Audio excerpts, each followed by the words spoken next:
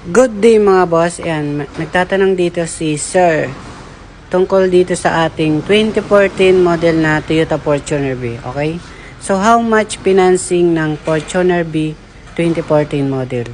Dun sa isa pinagsabay niya, ito sakto magkatabi sila ng Isuzu MU-X na top of the line 2018 model. Okay? So ayan, push start na yan mga boss. Ito yung B-bar yan natin mga boss.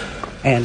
Kapag mga B-bar yun is kahit ano, fresh na fresh pa yung loob, tingnan, okay?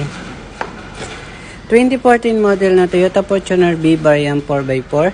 D4D, nasa 120,000 mileage.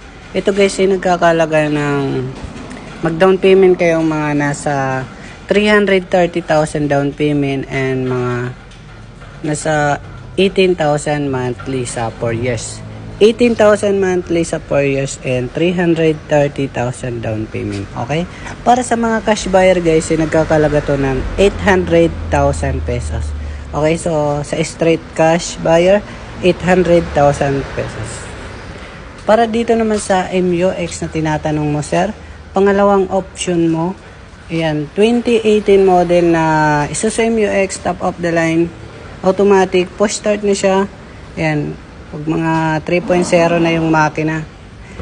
Parehas sila 3.0. Ito bali 4x4. Ito 3.0 rin, blow power. Ito guys ay nagkakalaga ng, ay yung mileage po pala banggitin ko, ay nasa 65,000 mileage. 65,000 mileage. Ito guys, sa financing is, mag-down kayo mga 250,000 down payment and mga nasa 25,000 ang kanyang monthly sa 4 years. Okay? So, ayan. Para sa mga cash buyer is nagkakalaga siya ng 950,000.